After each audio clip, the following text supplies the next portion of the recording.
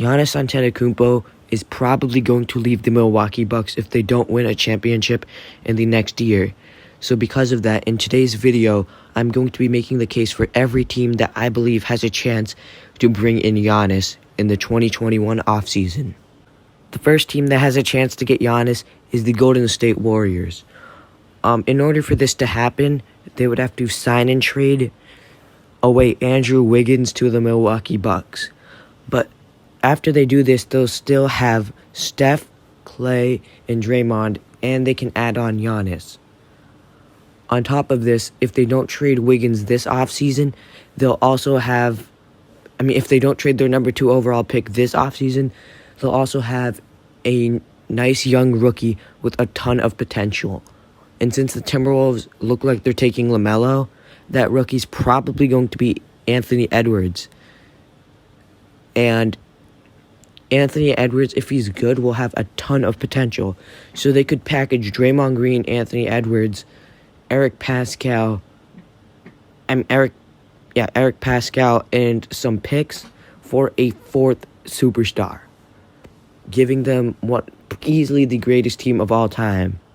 The next team is the Los Angeles Clippers, and even if they don't have enough cap space, they could still probably sign and trade Paul George to the Bucks, and for a sign and trade, that's incredible value. So the reason why I think Giannis could go to the Clippers is to team up with Kawhi Leonard. So if the Clippers are able to bring in Giannis, that would also make Kawhi Leonard want to stay because it would give them a very good chance of winning a championship with 2 top 3 players. The Clippers would instantly become the title favorites, and Kawhi Leonard would be a great fit with Giannis, as Giannis wouldn't have to do all the ball handling abilities, as Kawhi is a great shot creator. They will also probably still have a great bench and would become one of the best teams ever with Giannis. Okay, the next team is the Atlanta Hawks, and this is probably one of the most enticing situations because they have a ton of assets, and they also have Trae Young, who will still be on his rookie contract, so they'll be able to make some crazy trades and signings to create an absolutely deadly squad. Trae Young would be a perfect fit next to Giannis, and if they're able to keep John Collins, he would also fit nice next to Giannis. The next team is the Miami Heat, and yeah, this one's pretty obvious. Miami just went to the finals, and they have an incredible coach, an incredible culture, and their mentality is no drama, just winning. And Giannis would fit in perfectly with that because all he wants to do at this point in his career is win. So it's pretty obvious why Miami would be a great option for him. They also have enough cap space to bring in another star, and Bam Adebayo seems like he's willing to wait some time before getting his max contract, which would allow them to bring in another star along with Giannis while keeping Bam and Jimmy Butler. Tyler Hero is also progressing into an extremely good player, and they have a ton of really good young players that are just really good at winning and will do whatever role they're needed to do. The next team is the Dallas Mavericks, and yeah, this seems really scary because since Luka will still be on his rookie contract, the Mavericks will have a ton of cap space to get role players and add Giannis. So then the Mavericks will have a really good bench, Giannis, Porzingis, and Luka. Yeah, and Porzingis looks like a future superstar. So imagine him with the 2 players that are supposed to dominate the 2020s and also be future GOAT candidates. That team would be ridiculously good, and the fit would be absolutely ridiculous. So the Dallas Mavericks in my opinion, are probably one of the top 1 or 2 options on this list. The next team is the New York Nets.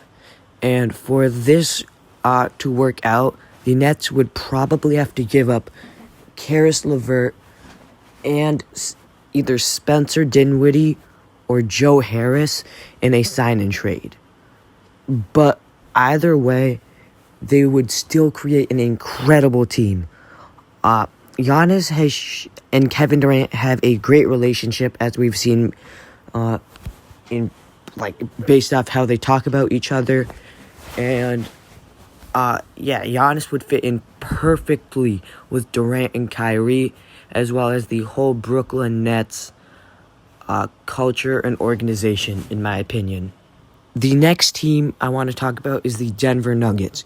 In order for them to sign Giannis, they would need to put Gary Harris and Will Barton into the sign-and trade to get enough cap. If they do that, then they can run out a lineup of Jamal Murray at point guard, a combination of Jeremy Grant, Michael Porter Jr., and Giannis at the 2, 3, and 4 positions. All 3 of them are power forwards, but they are versatile and lengthy enough to play shooting guard and small forward as well. So whatever they feel like then in there, and Jokic at center with Bull coming off the bench along with whoever else they can bring back. That would be an insane team. The one thing that Giannis needs to have next to him is shooting and shot creation. The Nuggets have a ton of that.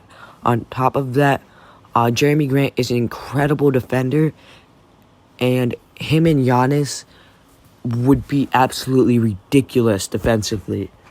Overall, that team would just be absolutely insane. The next team is the New Orleans Pelicans. So, in order for them to get Giannis, they'd probably have to sign and trade Drew Holiday away. And I know that doesn't seem like a good thing, but Drew Holiday would be very old, and he doesn't really fit in with the timeline.